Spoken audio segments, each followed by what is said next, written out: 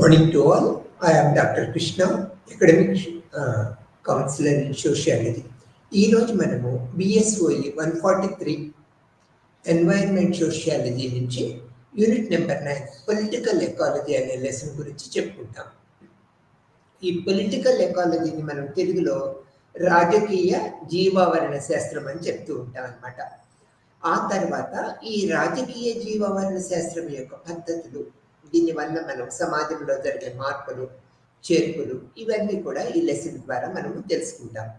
గత కొన్ని శతాబ్దాలలో సామాజిక శాస్త్రము, మానవ శాస్త్రము, రాజకీయ శాస్త్రము, జీవశాస్త్రము, భౌగోళిక శాస్త్రము మరియు చరిత్ర వంటి విభాగాలు పర్యావరణము మరియు మానవ పరస్పర చర్యలపై లోతైన అవగాహన పొందటానికి రాజకీయ పర్యావరణ విధానాన్ని స్వీకరిస్తూ ఉన్నాయి.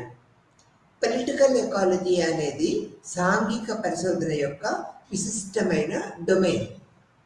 ఇది పర్యావరణ వనరులపై ప్రాప్యత మరియు నియంత్రణ యొక్క విభిన్న మార్గాలను యొక్క క్లిష్టమైన విశ్లేషణ ద్వారా పర్యావరణ మరియు సామాజిక సంస్థాగత జీవితాల మధ్య సంక్లిష్ట సంబంధాలను అర్థం చేసుకోవటము లక్ష్యంగా పెట్టుకుంటూ ఉంటుంది.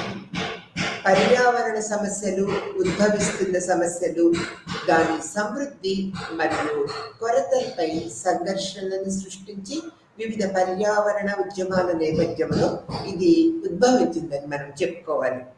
రాజకీయ జీవావరణ శాస్త్రము ప్రకృతి సమాజము సంబంధాలపై రాజకీయ పోటీలను అర్థం చేసుకోవటానికి లక్ష్యంగా పెట్టుకున్నదనేది కూడా మనము గుర్తించుకోవాల్సిన విషయం. ఇక్కడ ఈ పర్యావరణాన్ని అర్థం చేసుకోవాలంటే ఇది జీవ నిర్జీవ పదార్థాల సమూహారమే పర్యావరణం.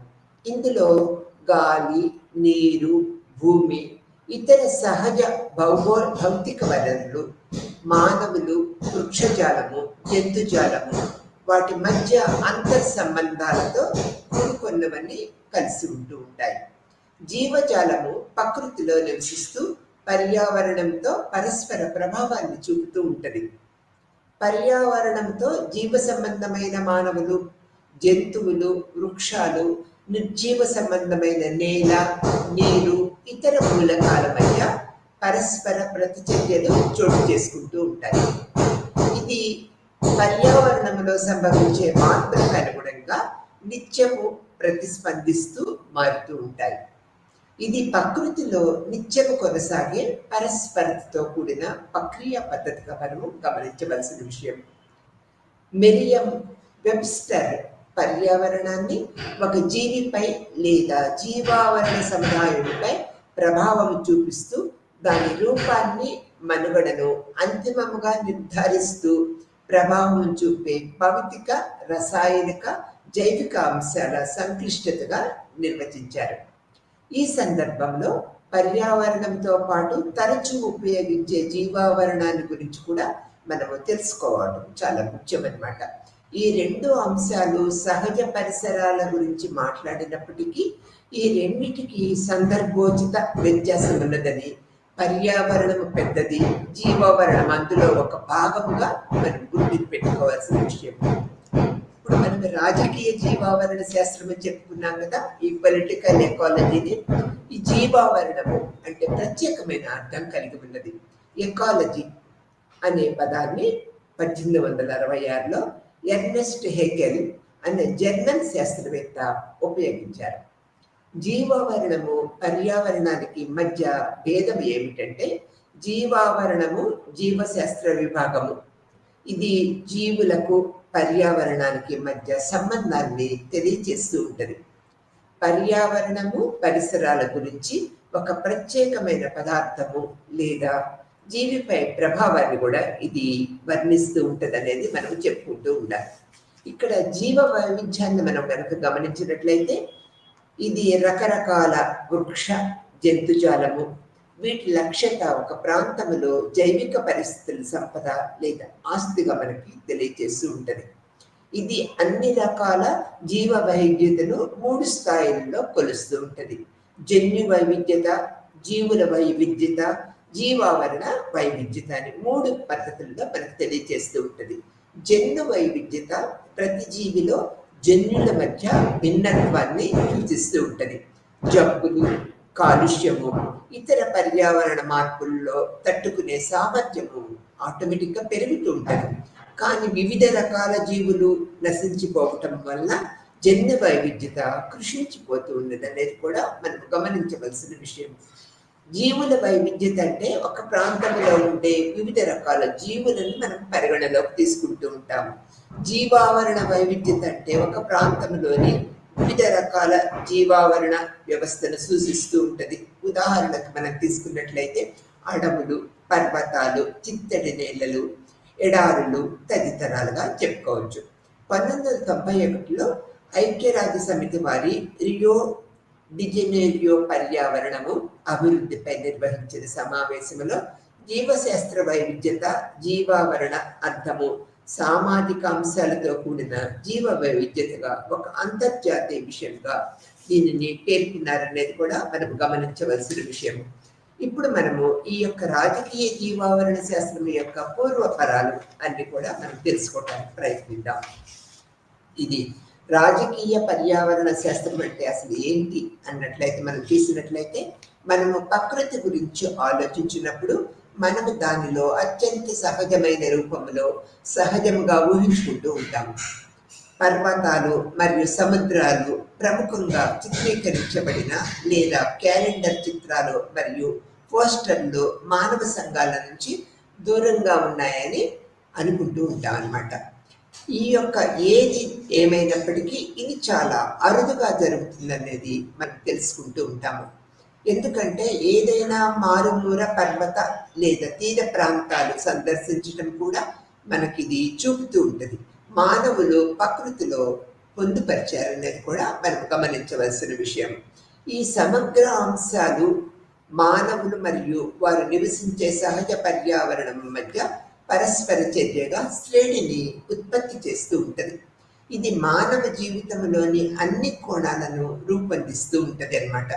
ఎవరైనా నగరాల్లో లేదా పర్వతాల దిగువన నివసించిన అన్ని మానవ సమాజాలు చివరికి ప్రకృతి మరియు దాని వనరులతో పరస్పర చర్యలు జరుపుతూనే ఉంటారు. వారి జీవితాలను నిర్ణయించుకుంటూ ఉంటారు. రాజకీయ జీవావరణ శాస్త్రం యొక్క ఒక విధానం యొక్క ఆందోళన ఏమిటంటే ఈ పరస్పర చర్య రాజకీయాలకు అతీతంగా ఉందా లేదా అనే ప్రశ్నను మనము వేసుకుంటూ ఉంటాం అన్నమాట. రాజకీయ జీవావరణ శాస్త్రము సాధారణంగా నిర్వచించబడినది. పర్యావరణం యొక్క పదవి యొక్క విస్తృత అర్థాలలో రాజకీయాలను పరిశీలిస్తూ ఉంటుంది. పర్యావరణ క్షీణతను శాస్త్రీయముగా మరియు సాంకేతిక పరిష్కారాలకు అనుగుణంగా ఉండే సాధారణ లక్ష్యము సమస్యగా అర్థం చేసుకోవచ్చని రాజకీయ పర్యావరణ శాస్త్రము తిరస్కరిస్తూ ఉంటుంది.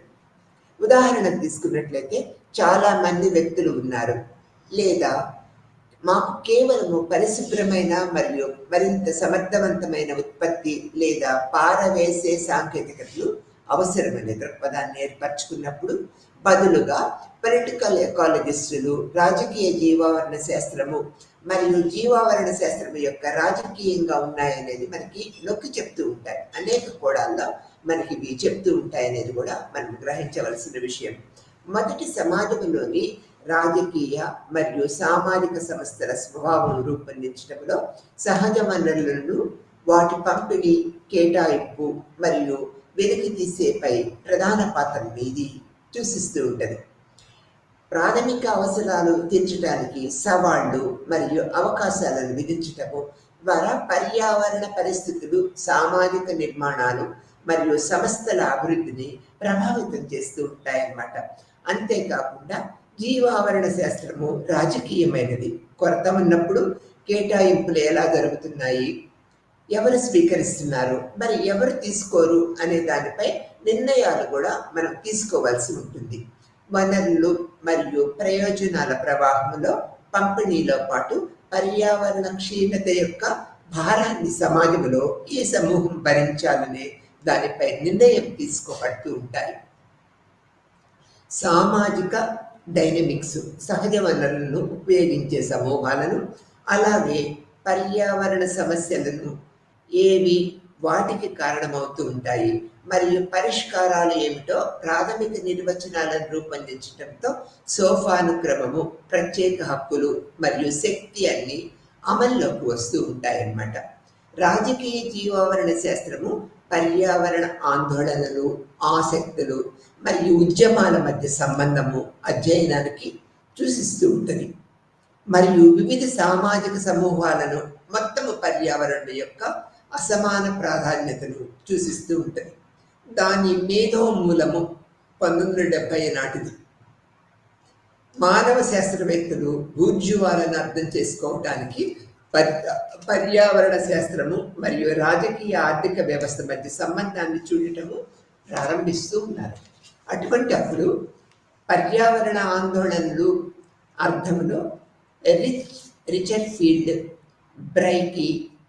బ్రయంట్ వంటి విభిన్న పండితులు, ఎరిన్ వోల్కే, జాన్సన్, బార్బరా మొదలైన వారు దాని మేధో పునాదులను దోహదపడ్డారనేది మనం చెప్పుకోవాల్సిన విషయం.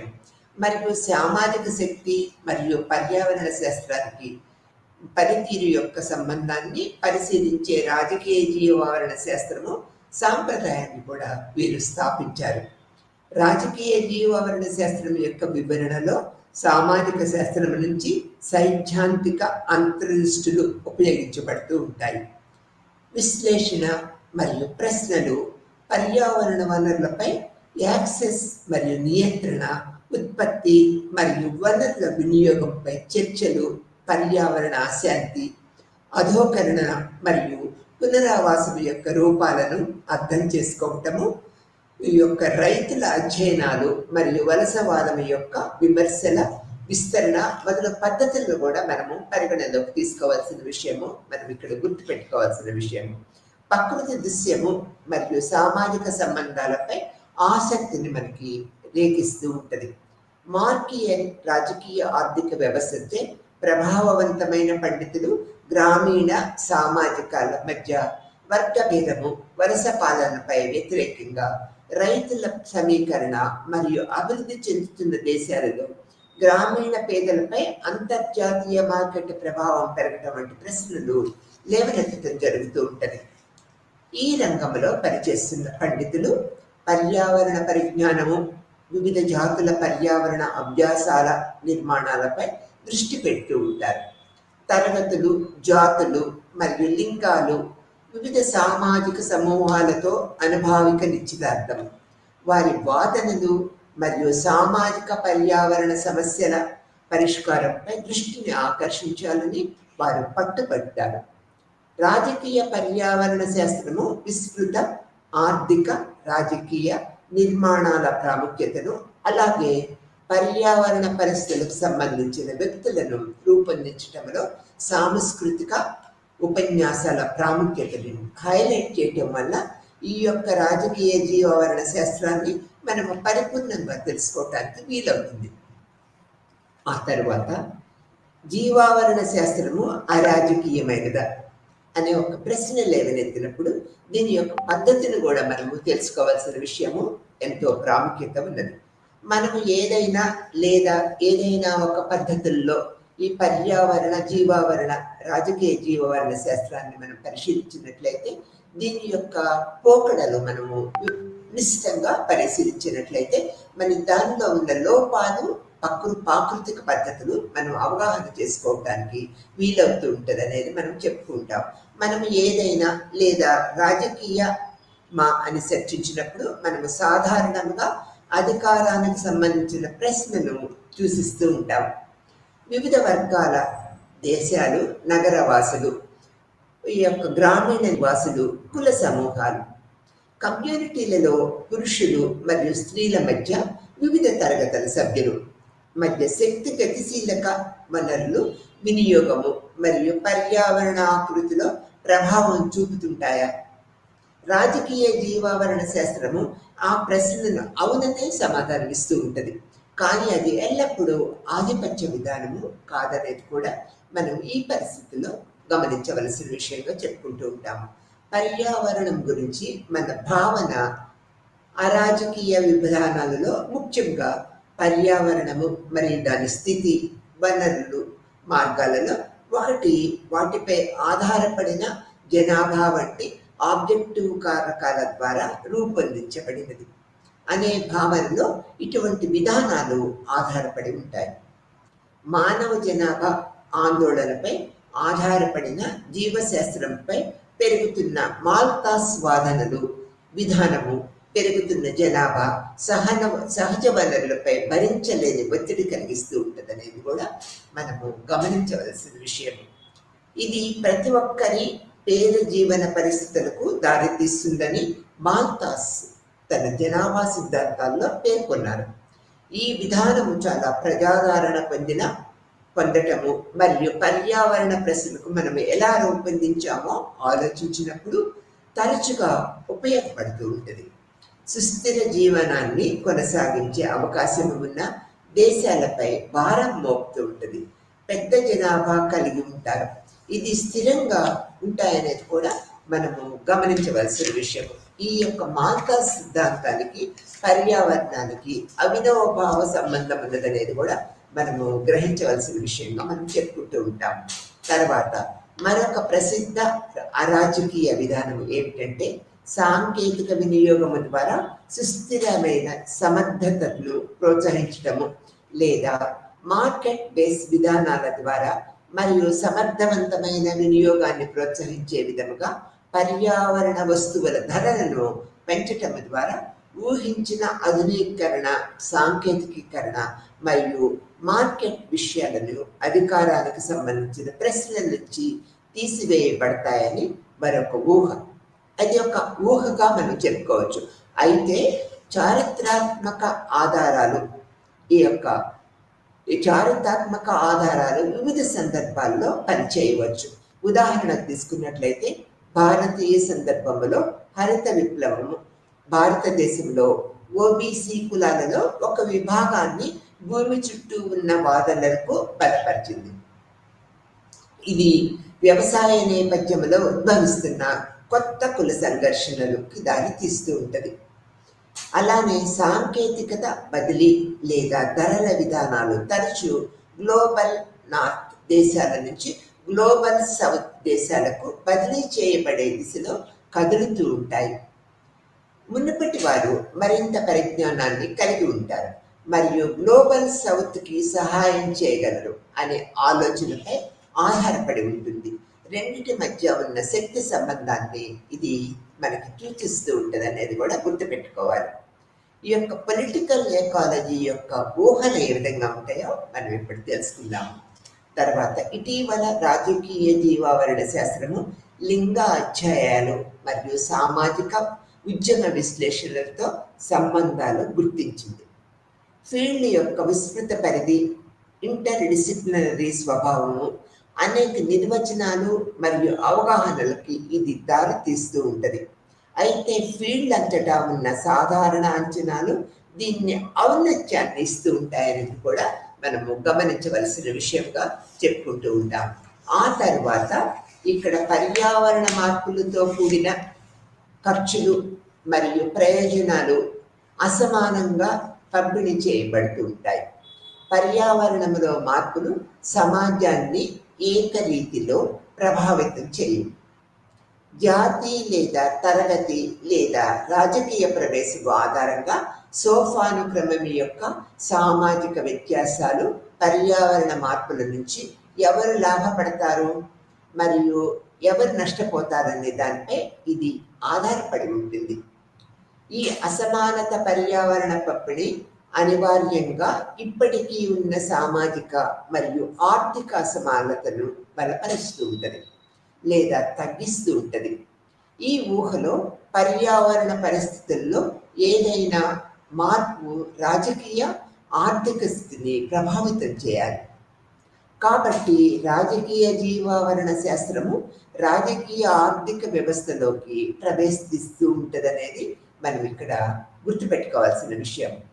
వ్యయాల యొక్క ప్రయోజనాల అసమానత పంపిణీ మరియు ముందుగా ఉన్న అసమానతలను బలోపేతం చేయటము లేదా తగ్గించటము అనేది ఉత్పత్తి చేయబడిన మార్చబడిన శక్తి సంబంధాల పరంగా రాజకీయ చిక్కులు కలిగి ఉంటుంది అన్నమాట.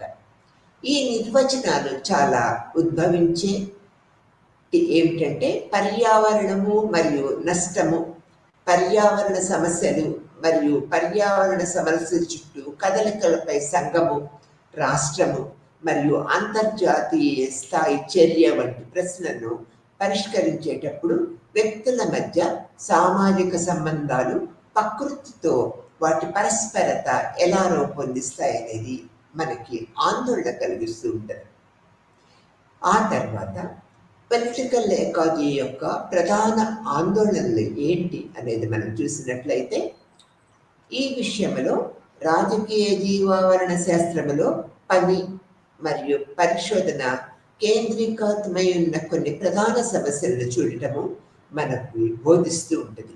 రాబిన్స్ అనే పండితుడు ఇటీవల పనిలో 5 కేంద్ర ఇతివృత్తాలని మనకి గుర్తించి వెలుగులోకి తెచ్చారనేది మనము ఈ రాబిన్స్ మహాశయుని వల్ల తెలుసుకుంటూ ఉన్నాం. మొదటిది అధోకరణము మరియు మార్జినలైజేషన్ థీసిస్. అంటే ఏంటంటే వనరుల వినియోగము మరియు నిర్వహణలో జరిగే మార్పులకు సంబంధించినది. ప్రపంచ స్థానిక మార్కెట్లో ఈ ఆర్థిక వ్యవస్థల లింక్ కారణంగా సంఘము లేదా రాష్ట్రము జోక్యము ఫలితముగా మార్పులు సంభవించవచ్చు అనేది మనం తెలుసుకోవాలి. ఈ మార్పులు నిలకడలేని ఉపయోగము మరియు అభ్యాసాలకి దారితీస్తూ ఉంటాయి. వనరులపై ఆధారపడిన జనాభా పేదరికానికి దారితీస్తూ ఉంటుంది మరియు తద్వారా మరింత దోపిడీకి దారితీస్తూ ఉంటాయి వనరులు. రెండో పాయింట్కి వచ్చినట్లయితే పరిరక్షణ మరియు నియంత్రణ థీసిస్ పర్యావరణ పరిరక్షించే లక్ష్యాలను విరుద్ధమైన మార్గాలలో ఎలా పనిచేస్తూ ఉంటాయో మనకు చూపిస్తూ ఉంటుంది. మూడో పాయింట్కి వచ్చేటప్పటికి పర్యావరణ సంరక్షణ, సంఘర్షణ మరియు మినహాయింపులు థీసిస్ మనము వనరుల దోపిడీని ఎదుర్కొంటున్న సమయంలో వనరులను పొందటం అనేది ఒక రాజకీయ సమస్యగా ఎలా మారుతుందో మనకి విశ్లేషిస్తూ ఉంటుంది. వనరులు ఉన్నప్పుడు ఇది సంభవించవచ్చు, లేనప్పుడు ఇది సంభవించదు కదా. వనరులు ఎప్పుడు ఉంటాయో అప్పుడే ఈ యొక్క సంఘర్షణ అనేది మనము చూడగలుగుతూ ఉంటాం అనేది ఇక్కడ గుర్తుపెట్టుకోవాల్సిన విషయంగా చెప్పుకుంటూ ఉంటాం. నాలుగో పాయింట్కి వచ్చేటప్పటికి పర్యావరణ విషయాలు మరియు గుర్తింపు పర్యావరణపై హక్కులను కొత్త గుర్తింపులు గ్రూపుల ద్వారా ఏర్పడుతూ ఉంటాయి. అటువంటి సమూహాలు పునాదులు ఎలా పొందాలో చూపిస్తూ ఉంటుంది. పర్యావరణం చుట్టూ ఉన్న పోటీ వద్ద ఉన్న గుర్తింపు పర్యావరణ శాస్త్రం చుట్టూ నిర్మించబడ్డాయన్నమాట. మరియు అలా చేయటం ద్వారా పర్యావరణాన్ని రక్షించడానికి వివిధ సమూహాలు ఒకచోట చేరవచ్చు. అటువంటి సమూహాలు పర్యావరణ ఆందోళనలు, జీవనోపాధికి సంబంధించిన ప్రాథమిక ప్రశ్నల చుట్టూ తిరుగుతూ ఉంటాయి.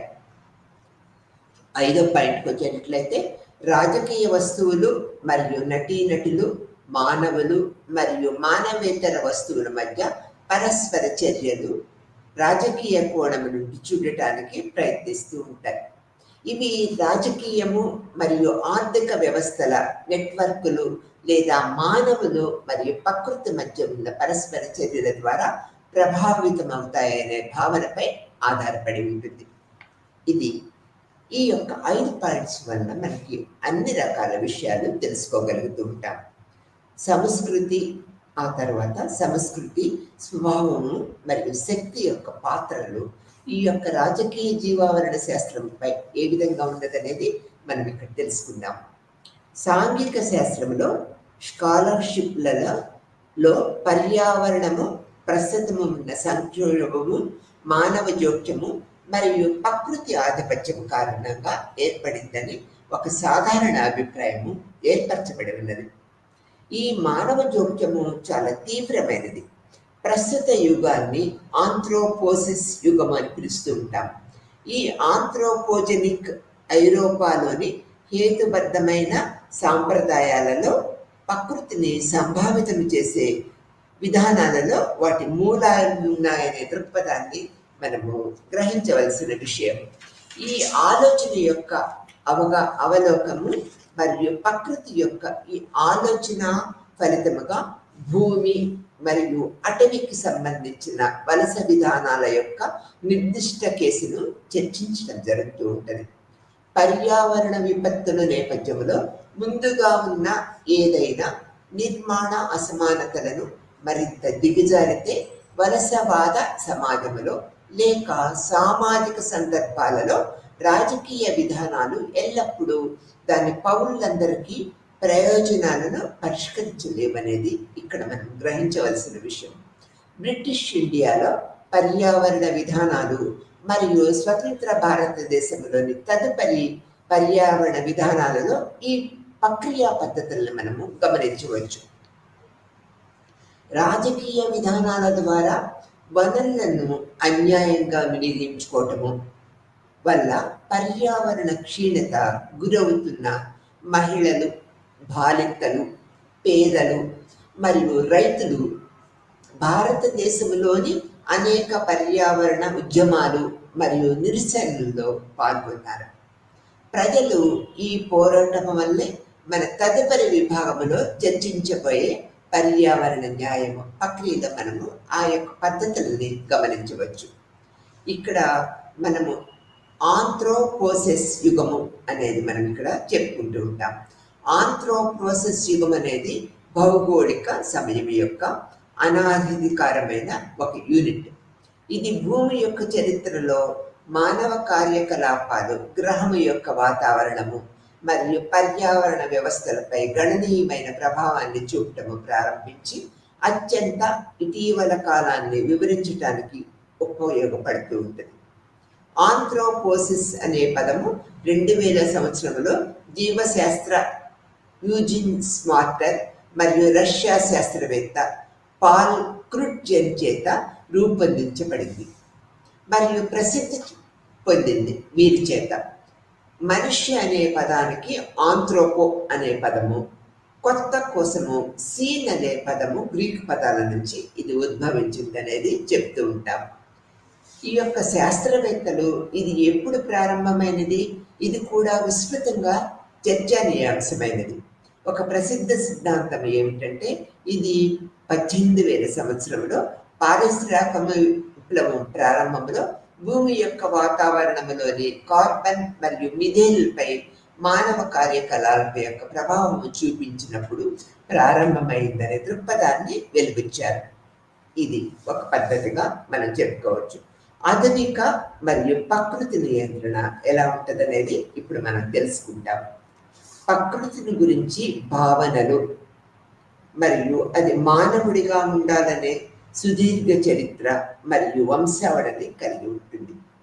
అయితే ది జ్ఞానోదయము ప్రాజెక్టు 17 మరియు 18 శతాబ్దాలలో యూరోప్ యొక్క మేధో సాంప్రదాయము ఇది మానవులను మాస్టర్స్గా కేంద్రీకరించిందనేది కూడా మనం ఇక్కడ గమనించవలసిన విషయంగా చెప్పుకుంటూ ఉంటాం. ఆ తర్వాత ఇది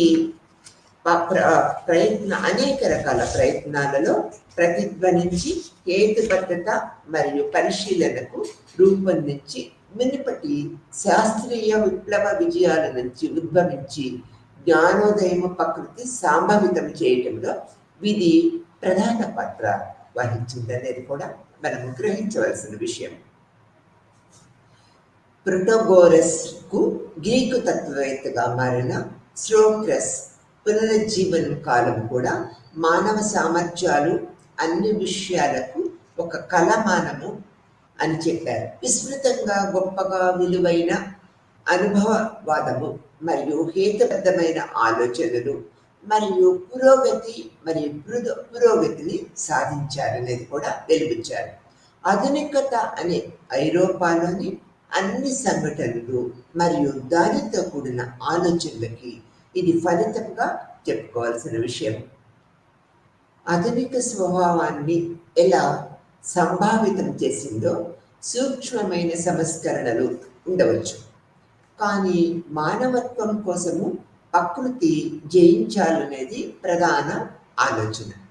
మానవులు ఆసక్తులను ప్రకృతిలోని అన్ని ఇతర జ్ఞానజీవుల కంటే ఎక్కువగా ఉండే మానవ కేంద్రీకృత దృక్పథము ఆధునికతలో భాగం. ఇక్కడ రేనే, ఐజాక్, స్పానిష్ బేకన్లతో సహా ఆ కాలంలోని అనేక మంది మేధావులు ప్రచారం చేసిన సైన్స్ ప్రకృతిని సమాజం నుంచి యాంత్రికంగా విభజించదగినదిగా మరియు బాహ్యంగా వేరు చేసిందనే అభిప్రాయాన్ని ఆ మేధావులు వెలిపించారు. ప్రకృతిపై పెరుగుతున్న నియంత్రణ నాగరికత సమాజం వైపు పురోగతిగా పరిగణించబడింది.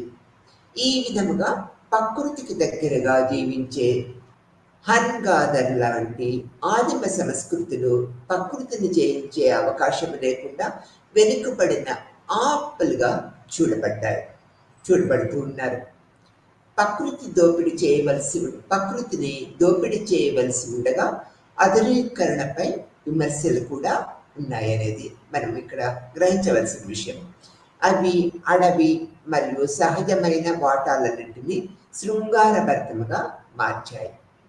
మానవులు మరియు ప్రకృతికి మధ్య ఉన్న సంబంధాల ఖాతాలు ఆలోచనల చరిత్రలో కనిపించే విధంగా మానవ జాతిని నాశనం చేసే మరియు రక్షించే వారిని గుర్తించే అస్పృష్టమైన సందేశాలను ఇవి అందించాయి. మరియు అరణ్యము లేదా సహజ స్వభావము, ముప్పు మరియు రివ్యూ, ఈ రెండు ప్రకృతులు కూడా ఒకరు వనరులు. ఇది సంరక్షించబడాలి మరియు నిర్వహించబడాలనేది ఈ యొక్క మేధావులు తమ అభిప్రాయాన్ని వినిపించారు. ప్రకృతి యొక్క అనేక భావనలు వివిధ రాజకీయ, ఆర్థిక ప్రయోజనాలను మాత్రమే సహాయపడుతూ ఉంటాయి. తరువాతి ఉపవిభాగాలలో వలస రాజ్యము, దోపిడీ మరియు వనరుల రక్షణలో ఈ భావాలు తమ స్థానాన్ని ఎలా కనుగొంటాయో చూడటానికి భూమి మరియు ప్రకృతి యొక్క వలసవాద భావాలను మనం చర్చించుకోవాల్సిన స్థితి ఉన్నది అనేది మనం ఈ యొక్క మేధావులు వెలిపించారు. సమకాలీన ఉద్యమాలపై కూడా ప్రభావం ఉన్నందున భూమి మరియు అడవిపై వలసవాద దృక్పథము యొక్క సాధారణ అవలోకాన్ని తీసుకోవటము విలువైన పద్ధతిగా తీసుకోవాలని ఈ యొక్క మేధావులు మనకు వెలిపించారు. ఆ తర్వాత భూమిపై మరియు అటవికపై కలోనియల్ అవుట్లుక్ ఎటువంటి ప్రభావాన్ని చూపుతుందో మనం ఇప్పుడు తెలుసుకుందాం.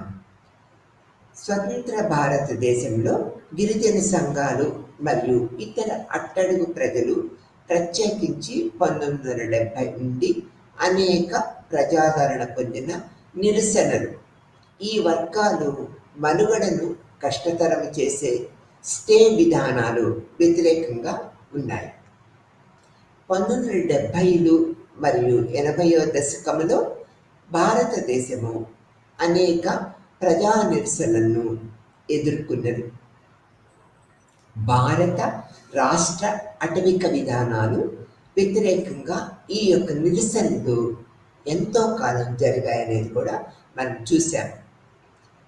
ఒకవైపు ఈ విధానాలు అటవిక నివాసులకు మరియు రైతులకు అటవిక వనరులపై ప్రాప్యతను పరిమితం చేశాయనేది మనం చెప్పుకోవాలి. మరియు మరొక వైపు వేగంగా పర్యావరణ క్షీణతకు కూడా ఇవి దారితీశాయి. పెద్ద డ్యాములను నిర్మించటంలో భారత రాష్ట్ర ప్రమేయము స్థానిక ప్రజలను వారి స్వస్థతాల నుంచి తొలగించడం జరిగింది. మరియు సంఘటిత నిరసనలు మరియు ఉద్యమాలకి ఇది దారితీసింది. అంటే పెద్ద పెద్ద ప్రాజెక్టులు కట్టడం వల్ల ఆ గ్రామాలలో ఉండే పేద ప్రజలను ఆ ప్రాంతం నుంచి వేరొక ప్రాంతానికి తరలించడం జరగడం వల్ల ఈ యొక్క బడుగు జీవులందరూ కూడా ఆర్థికంగా, సామాజికంగా ఎంతో నష్టపోయారనేది మనము ఈ సందర్భంలో ఈ యొక్క ఉద్యమాల ప్రభావం వల్ల మనము గ్రహించగలుగుతున్నాం అనేది చెప్పుకోవాల్సిన విషయం. ఈ యొక్క నిరసనలు భారతదేశము వలస చరిత్రలో పూర్వజన్మలు ఉన్నాయి. అటవిక విధానాలు, సామాన్యులపై చట్టాలు మొదలైనవి నేరుగా వలస శాసనాల నుంచి తీసుకోబడ్డాయి. ఇవన్నీ కూడా ఆ బ్రిటిష్ గవర్నమెంట్ కానీ లేకపోతే పాత పరిపాలనా విధానాల నుంచి ఈ యొక్క పద్ధతులను మనము తీసుకున్నాం అనేది ఇక్కడ మనం తెలుసుకోవాల్సిన విషయం. వలసవాద పర్యావరణ చరిత్రను పరిశీలించే కొన్ని అధ్యాయాలను ప్రధానంగా భారతదేశంలో వివిధ ప్రాంతాల పర్యావరణ మరియు పర్యావరణ రుగ్మతలను దోపిడీ వలస విధానాలు ప్రత్యక్ష ఫలితమని వాదించాయి. అనేక విధాలుగా వాదించబడ్డాయి. ఈ విధానాలు రెవెన్యూ పెంపుదల, వ్యవసాయ భూముల విస్తరణ మరియు రైల్వేల కోసము స్టీఫర్లను పొందటము మొదలైన ఆందోళనచే ప్రేరేపించబడ్డాయనేది కూడా మనము ఇక్కడ గుర్తిస్తున్నాం. పర్యావరణంపై వలస పాలన యొక్క దుష్ప్రవర్తనను పరిశీలించిన రచనలు ఇవి ఎన్నో చేశాయన్నమాట. నీటి పారుదలపై ఎలిజబెత్ విట్కోంట్ యొక్క ప్రసిద్ధ అధ్యయనం 1995లో చేశారు. బ్రిటిష్ రాజ్య యొక్క నీటిపారుదల పెట్టుబడులను మరియు ఆనకట్ట నిర్మాణ కార్యకలాపాలను ఉత్తర భారతదేశంలోని సింధ్ మరియు గంగా పరివాహక ప్రాంతాలలో పర్యావరణ క్షీణత, లవణీయత మరియు మలేరియాకు ఎలా దారితీశాయో ఇది పరిశీలిస్తూ ఉన్నది. అదేవిధంగా 19వ శతాబ్దంలో ప్రారంభంలో గంగా, జమున, దోయల్ ప్రాంతంలో వ్యవసాయ పరివర్తనపై మైఖేల్ మాన్ యొక్క వివరణాత్మక అధ్యయనం వలసవాద విధానాల కారణంగా అడవుల్లో లవణీయత మరియు భారీ విధ్వంసంపై దృష్టి సారించిందనేది మనం చెప్పుకోవాల్సిన విషయము, గమనించవలసిన విషయం కూడా ఇది మనం పేర్కొంటూ ఉంటాం. ఆ తర్వాత భారతదేశం అంతటా పెద్ద ఎత్తున అటవిక నిర్మూలన మరియు పర్యావరణ నష్టాలు ఎన్నో విధాలుగా జరిగాయి. ఇది మునుపటి సామ్రాజ్యాలు మరియు రాజకీయ పాలనలో పోలిస్తే చాలా ఎక్కువ అని మనం చెప్పుకోవచ్చు. బ్రిటిష్ ప్రభుత్వాలు కూడా విలువైన వనరుల అటవీ పద్ధతులను గుర్తించి పరిరక్షణ తీసుకుంది. బ్రిటిష్ గవర్నమెంట్ కూడా అడవుల పరిరక్షణకు ఎంతో ప్రాముఖ్యత ఇచ్చింది. బ్రిటిష్ 19వ శతాబ్దము ఆరంభంలో ఇంగ్లాండ్లోని రొమాంటిక్ ఉద్యమము, పారిశ్రామికీకరణ మరియు ఆధునీకరణలు భూములను మరియు ప్రకృతిని నాశనం చేస్తూ ఉన్నాయని ఇది ప్రశ్నించింది. ఇది ఇంగ్లాండ్లో ప్రారంభించబడిన వివిధ పరిరక్షణ సంఘాలు మరియు కార్యకలాపాలపై కొంత ప్రభావాన్ని చూపుతుంది. పర్యావరణ పరిరక్షణలో చట్టాలు మరియు రాష్ట్ర జోక్యాల కోసము ముందుకు వచ్చిన మధ్యతరగతిలో ఈ పర్యావరణ సంఘాలు గణనీయంగా అనుసరించాయనేది కూడా మనం ఇక్కడ చెప్పుకోవాలి. ఇంగ్లాండ్లోని మధ్యతరగతి అటువంటి అధికారాలను పొందగలిగినప్పటికీ భారతీయ కాలనీలలో రైతులు మరియు గిరిజనులు తన మనుగడపై ఆధారపడి అడవుల్లోకి ప్రవేశించడం ద్వారా తీవ్ర ప్రభావితను గురయ్యారనేది మనము చెప్పుకుంటూ ఉండాలి. ఆ తర్వాత బ్రిటిష్ ఇండియాలో అడవులు పరిరక్షణ ఏ విధంగా జరిగిందనేది కూడా మనము తెలుసుకోవాల్సిన విషయము, ఎంతో ప్రాముఖ్యత సంతరించుకున్న విషయంగా చెప్పుకుంటూ ఉన్నాం. లార్డ్ డల్హౌసీ ఆధ్వర్యంలో బ్రిటిష్ ప్రభుత్వము పెద్ద ఎత్తున పరిరక్షణ కార్యక్రమాన్ని, ఈ యొక్క ప్రకృతి పరిరక్షణ కార్యక్రమాన్ని ప్రవేశపెట్టింది. ఈ ప్రయత్నంలో ప్రపంచంలోనే మొట్టమొదటిది మరియు తర్వాత బ్రిటిష్ సామ్రాజ్యంలోని ఇతర కాలనీలకు పరిచయం చేయబడింది. హ్యూ అనే మేధావులు యొక్క 1861లో manual the forest and gardens of South India ఈ విషయంపై ఖచ్చితమైన పనిగా మారింది మరియు దీనిని అటవిక సహాయకులు ఉపయోగించుకున్నారు. ఆ పద్ధతులన్నింటినీ కూడా అడాప్ట్ చేసుకున్నారు అనేది మనం గ్రహించవలసిన విషయం. 1856లో బ్రిటిష్ ఇంపీరియల్ ఫారెస్ట్ సర్వీసులో చేరిన బ్రాండిస్ బర్మా మరియు భారతదేశంలో ఈ యొక్క పని చేశారు. కొత్త ఆటవిక చట్టాన్ని రూపొందించారు మరియు పరిశోధన మరియు శిక్షణా సంస్థలను స్థాపించడంలో ఎంతగానో సహాయపడ్డారు. డెహ్రాడూన్లోని ఇంపీరియల్ ఫారెస్ట్రీ స్కూలు అతని చేతినే స్థాపించబడింది. బ్రాండిస్ భారతీయ అటవిక శాస్త్ర పితామహుడుగా మనం పరిగణిస్తూ ఉన్నాం ఇప్పటికి కూడా. ఆ తర్వాత మరియు అతని పరిరక్షణ ప్రయత్నాన్ని సైంటిఫిక్ ఫారెస్ట్రీ అని పేరు పెట్టుకున్నాం అనమాట. ఇండియస్ ట్రిస్ పై అతని ప్రాథమిక రచన విస్తారమైన సమాచారాన్ని, అంటే అటవిక ప్రాముఖ్యతను, పరిరక్షణ ఏ విధంగా చేయాలనే దృక్పథాన్ని మనకి వివిధ రకాలుగా తెలియపరిచిందనేది మనం గ్రహించవలసిన విషయం. వారి మనుగడ ఆధారంగా సహజ వనరులు, ఉత్తర భారతదేశంలో ప్రతిఘటనలు ఈ వలస విధానాన్ని వ్యతిరేకంగా జరిగాయనేది కూడా మనం చెప్పుకోవాల్సిన విషయంగా ఇక్కడ మనము గుర్తుపెట్టుకోవాలి.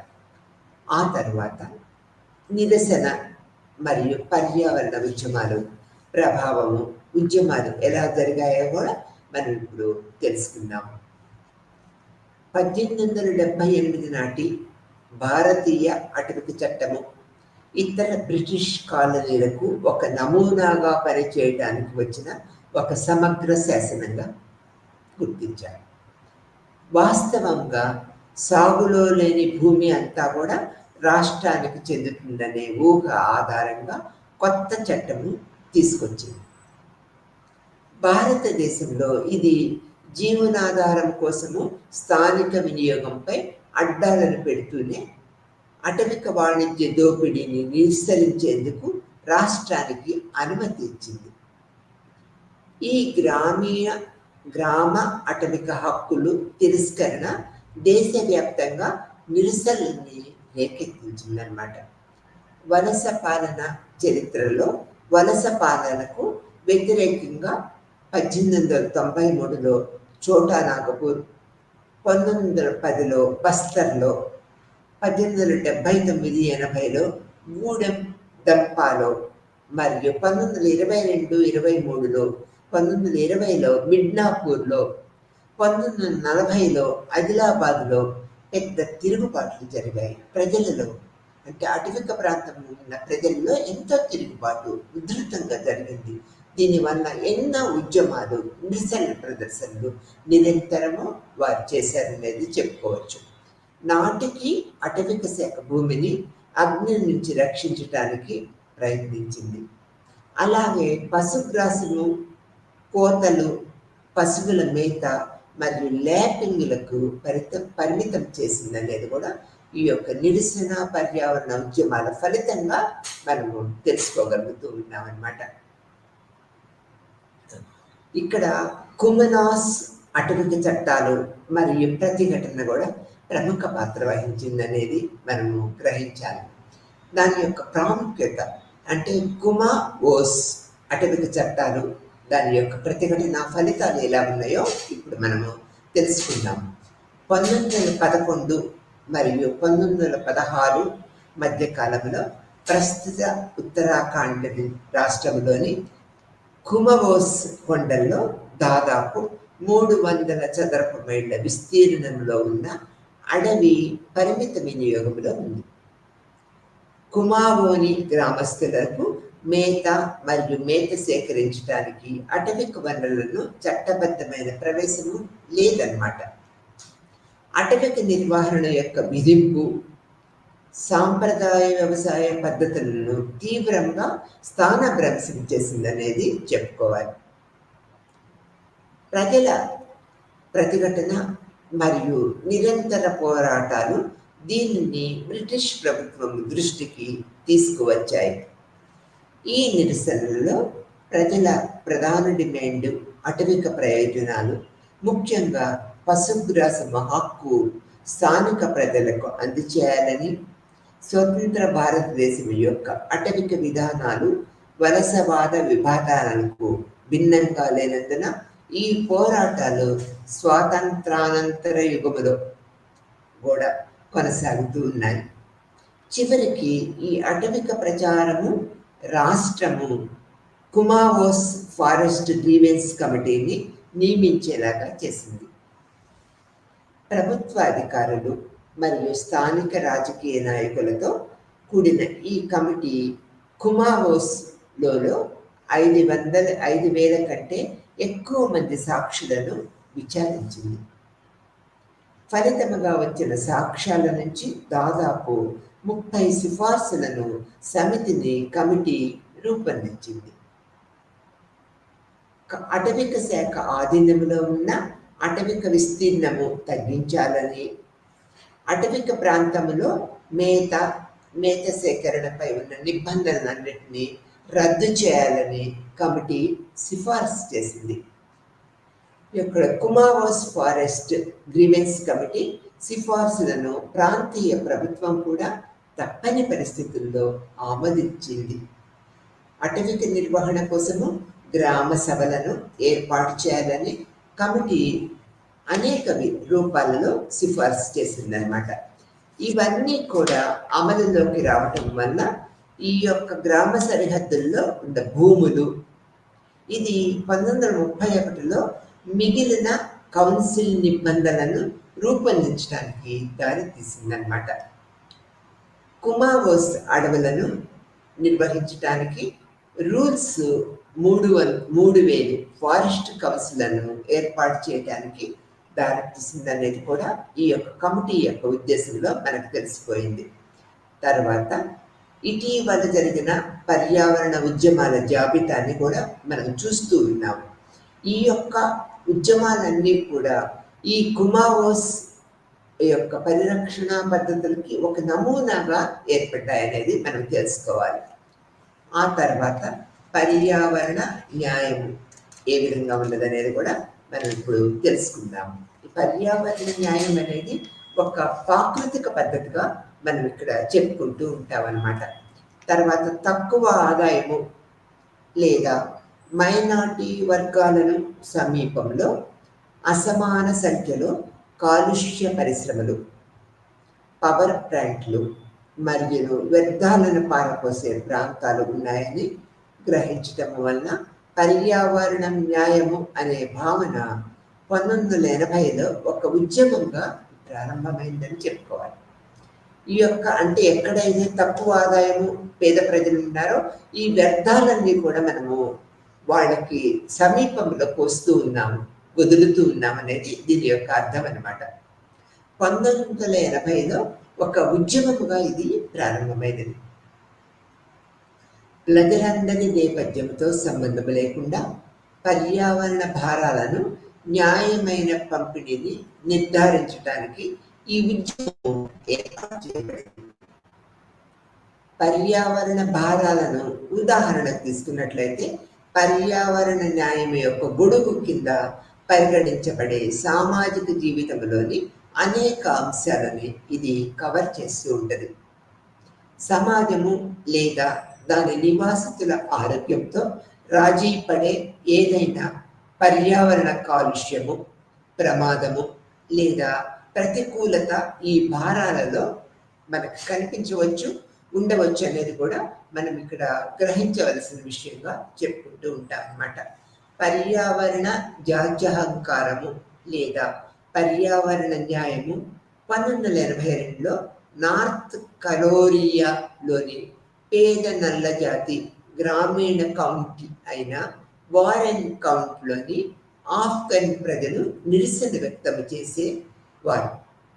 ఈ యొక్క వార్త్ కలోరియా రాష్ట్రంలో 120 మిలియన్ల పౌండ్ల డంపింగ్ నుంచి ఆపటానికి పోరాడినప్పుడు అమెరికన్ దేశం యొక్క రాజకీయ మరియు విద్యాపరమైన నోటీసులోకి వచ్చిందన్నమాట. విషపూరితమైన పాలిక్లోరినేటెడ్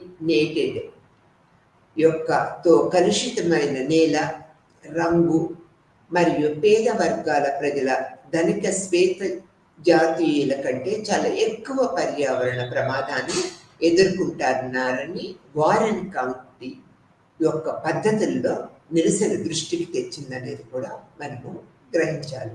దీనివల్ల శ్వేత జాతీయుల కంటే పేద జీవితం గడుపుతున్న నల్ల జాతీయులకి ఈ ప్రభావము ఎక్కువ గురయ్యారనే దృక్పథాన్ని మనం ఇక్కడ తెలుసుకోవాల్సిన విషయం. ఈ సంఘటన పౌర హక్కుల కార్యకర్తలు, పర్యావరణ కార్యకర్తలు, కార్మికులు మరియు పట్టణ సంస్కరణ క్షణాలు మరియు కార్యకర్తలు, స్వదేశీ యొక్క హక్కుల ఉద్యమాలు, వృత్తి, ఆరోగ్యము మొదలైన వాటితో కూడిన సంకీర్ణాన్ని ఒక చోటకు చేర్చింది. ఈ పద్ధతులు అంటే ఈ యొక్క పర్యావరణ న్యాయం అనేది ఈ యొక్క అనేక రకాల పద్ధతుల వల్ల ప్రజలందరినీ కూడా ఒక ప్రదేశానికి, ఒక చోటుకి చేర్చి ఈ పర్యావరణ న్యాయం కోసము నిరంతరము పోరాడాలనే అభిప్రాయాన్ని కలుగు చేసిందనేది దీని యొక్క అభిప్రాయం. తర్వాత ఈ యొక్క అమెరికన్, ఆసియన్ అమెరికన్, లాటినో మరియు స్వదేశీయ కమ్యూనిటీ కార్యకర్తలు మరియు యునైటెడ్ స్టేట్స్ నలుమూల నుంచి అనేక మంది నాయకులు వాషింగ్టన్ డీసీలోని మొదటి national people of colour environmental లీడర్షిప్ను సమిట్ కోసము సమావేశమయ్యారు. ఇది మరొకసారి చెప్పుకుందామా. ఇక్కడ African American, Asian American, Latino మరియు స్వదేశీయ కమ్యూనిటీ కార్యకర్తలు మరియు యునైటెడ్ స్టేట్స్ నలుమూలల నుంచి అనేక మంది నాయకులు వాషింగ్టన్ డీసీలో మొదటి national people of colour environment leadership summit కోసము సమావేశమయ్యారు. ఈ సమావేశము ఎంతో విజయవంతం కూడా అయింది.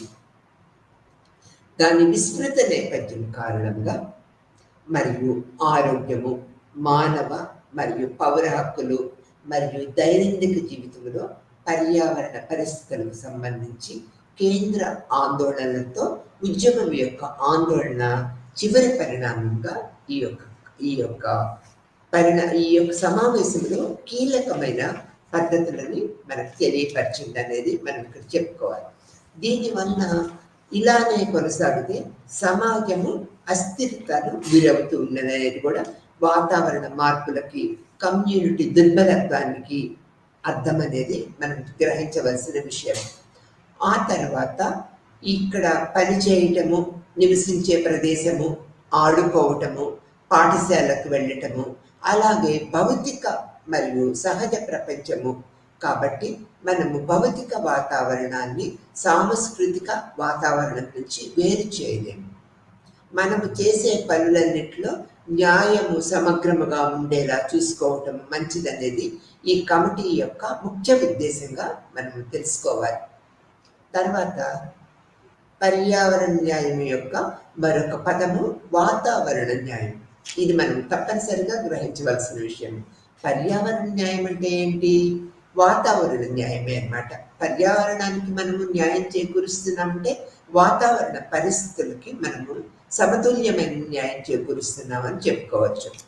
ఇక్కడ క్లైమేట్ జస్టిస్, పర్యావరణ తిరుగుబాట్లను భౌతిక పరంగా మాత్రమే కాకుండా వాతావరణ మార్పును రాజకీయ మరియు నైతిక సమస్యగా చూస్తుందని తెలియపరిచారు. వాతావరణ న్యాయము మానవ హక్కులు, సామూహిక హక్కులు, సామాజిక న్యాయము, సమానత్వము మరియు వాతావరణ మార్పులకు సంబంధించిన చారిత్రాత్మక బాధ్యతలను పరిగణనలోకి తీసుకుంటూ ఉంటుంది అన్నమాట. ఈ యొక్క పద్ధతుల్లో వాస్తవానికి 2017లో వాతావరణ న్యాయాన్ని పరిష్కరించే చట్టపరమైన చర్యలు సమితి పెరుగుతూ ఉంది. ఐక్యరాజ్య సమితి పర్యావరణ కార్యక్రమం యొక్క నివేదిక ప్రపంచవ్యాప్తంగా 1994 కొనసాగుతున్న చట్టపరమైన చర్యలను 894 కొనసాగుతున్న చట్టపరమైన చర్యలను గుర్తించిందనేది ఈ ఐక్యరాజ్య సమితి ప్రక్రియ పద్ధతిలో మనం తెలుసుకుంటున్నాం. అట్టడుగు వర్గాలకు చెందిన వారు, గిరిజనులు, మహిళలు, రైతులు మరియు పేద వాతావరణ మార్పుల యొక్క అత్యంత దారుణమైన పరిమాణాలను ఎదుర్కొంటూ ఉన్నారు. ప్రభావంలో వాతావరణ మార్పులను అతి తక్కువ బాధ్యత వహించేవారు దాన్ని తీవ్ర పరిమాణాలను అనుభవిస్తూ ఉంటారనేది కూడా వాతావరణ మార్పులకు ప్రతిస్పందన ద్వారా వారు మరింత ప్రతికూలంగా ఉండవచ్చు. ఇది ఇప్పటికే ఉన్న అసమానతలను మరింత బలోపేతం చేస్తూ ఉంటుంది. ఇది వాతావరణ మార్పు యొక్క ట్రిపుల్ అన్యాయాలు అని లేబుల్ చేయబడింది. మరియు ఈ ప్రజలు మరియు ప్రాంతాలు ఫ్యూచర్ కోసము ఈ యొక్క ఫ్రైడేస్ ఫర్ ఫ్యూచర్ ఇక్కడ వంటి వాతావరణ న్యాయం కోసము పోరాడుతున్న గ్రాస్ రూట్స్ ఉద్యమాల సంఖ్య నిరంతరము పెరుగుతూ ఉన్నది. ఎందుకంటే ఈ పర్యావరణ న్యాయము, మరొక పదము వాతావరణ ఉద్యమము న్యాయం అని చెప్పుకున్నాం కదా. దీనివల్ల ఈ పర్యావరణాన్ని పరిరక్షించాలనే పద్ధతులతో ఇది నిరంతరము పెరుగుతూ ఉన్నదనేది మనం చెప్పుకోవాలి. వాతావరణ న్యాయంపై చాలా చర్చలు నిర్మాణ అసమానతలపై కూడా దృష్టి సాగిస్తూ ఉన్నాయి. వారి జీవనోపాధిని ప్రత్యక్షంగా లేదా పరోక్షంగా ప్రభావితం చేసే నిర్ణయాధికారము నుండి హాని కలిగించే సమూహాలను తగ్గించడానికి వాతావరణము చర్య స్పష్టంగా పరిష్కరించాలని వారు విశ్వసిస్తూ ఉన్నారు. వారు అన్ని ప్రమాణాలు మరియు స్థాయిలలో పౌర సమాజాన్ని మరియు ప్రజాస్వామ్య పాలనను పెంపొందించుకోవాలని గట్టిగా వాదిస్తున్నారనేది ఈ ప్రక్రియ పద్ధతుల్లో మనం గుర్తుపెట్టుకోవాల్సిన విషయంగా మనం చెప్పుకుంటూ ఉన్నాం. ఈ యొక్క రాజకీయ జీవావరణ శాస్త్రము మనకి ప్రకృతి శాస్త్రము, వాతావరణ శాస్త్రము ఒకటే అనే భావనను కూడా మనకి కలిగిస్తూ ఉన్నది. ఈ యూనిట్లో మనము రాజకీయ జీవావరణ శాస్త్రం యొక్క అర్థము మరియు దృష్టిని సంగ్రహించడానికి ప్రయత్నించామన్నమాట. ఇక్కడ కొన్ని ఆందోళనలు మరియు అంచనాలు కూడా అనేక మంది మేధావులు మనకు వివరించారనేది కూడా మనం దీనివల్ల తెలుసుకుంటూ ఉన్నాము. ప్రభుత్వము, స్టేట్ అండ్ సెంట్రల్ గవర్నమెంట్స్, రాష్ట్ర విధానాలు ప్రత్యక్షంగా లేదా పరోక్షంగా అనేక బలహీన వర్గాలను ప్రభావితం చేస్తుంది వల్ల సమకాలీన సందర్భాల్లో ఇటువంటి ప్రతిఘటనలు మరియు నిరసనలు ఎలా కొనసాగుతాయనే ఔన్నిత్యాన్ని హైలైట్ చేయడానికి బ్రిటిష్ విధానాలను ప్రజల ప్రతిఘటన సంగ్రహించబడింది. అంటే బ్రిటిష్ గవర్నమెంట్ కూడా ఈ యొక్క జీవావరణ రాజకీయ పద్ధతులని పరిరక్షించడానికి నిరంతరము ప్రాకులాడింది అనేది మనం చెప్పుకోవాలి. ఆ తర్వాత మనకి స్వతంత్రము పిదప మనము అనేక డ్యాములు అంటే వ్యవసాయ అభివృద్ధి, పారిశ్రామిక అభివృద్ధి, నగరీకరణ అనేక ప్రక్రియ పద్ధతులతో ఈ యొక్క పద్ధతులతో మనము దేశాన్ని అభివృద్ధి చేసుకోవాల్సిన పరిస్థితులు ఏర్పడటం వల్ల అనేక రకమైన అటవిక ప్రాంతం యొక్క భూములను అన్నీ కూడా చదును చేసి డ్యాములు కట్టడము, ప్రాజెక్ట్స్ ఏర్పరచడము, ఇండస్ట్రియల్ డెవలప్మెంట్ చేయటం వల్ల ప్రకృతి సమతుల్యత దెబ్బతిన్నదనేది కూడా మనం గ్రహించవలసిన విషయం. అట్లాంటి పరిస్థితుల్లో మనము ప్రకృతిపరమైన రాజకీయ జీవావరణ శాస్త్రము ప్రత్యేకమైన రూల్స్ అండ్ రెగ్యులేషన్స్ మనం పాటిస్తూ సమకాలీన పద్ధతులలో ఈ యొక్క సామాజిక వాతావరణ న్యాయము, ఈ యొక్క పర్యావరణ న్యాయానికి మనము నిరంతరము అనేక మంది మేధావులు, శాస్త్రవేత్తలు, ప్రజలందరూ కూడా నిరంతరము పాటుపడినట్లయితే ఈ పర్యావరణ న్యాయము అండ్ వాతావరణ న్యాయం మనకి జరుగుతూ ఉంటుంది. ఈ రాజకీయ పర్యావరణ విధానాన్ని స్వీకరించడం వల్ల పర్యావరణ పరిరక్షణ ఏర్పడటానికి ఎంతో దోహదం చేస్తుందనే దృక్పథాన్ని కూడా మనం గుర్తుపెట్టుకోవాల్సిన విషయం. ఈ విధంగా అంటే పర్యావరణ పరిరక్షించుకోవటము అనేది ఒక ప్రధాన ఉద్దేశాన్ని, లక్ష్యాన్ని సమాజంలో ఉన్న వ్యక్తులందరూ ఏర్పరచుకోవటం వల్ల ఈ జీవావరణ శాస్త్రాన్ని మనం పరిరక్షించుకుంటూ ముందుకు వెళ్ళగలగడానికి ఎంతో దోహదం చేస్తుందనేది కూడా మనం తెలుసుకోవాల్సిన విషయం. దీనివల్ల రాజకీయ జీవావరణ శాస్త్రం వల్ల రాజకీయ పరిస్థితులు ప్రకృతి మీద ఎటువంటి ప్రభావాన్ని చూపుతున్నాయి, దీనివల్ల బడుగు వర్గము వాళ్ళు ఎటువంటి ఇబ్బందులు పడుతున్నారు, సమాజము ఏ విధంగా అస్థిరతని గురవుతున్నది అనేది కూడా మనము తెలుసుకున్నాము. నమస్తే.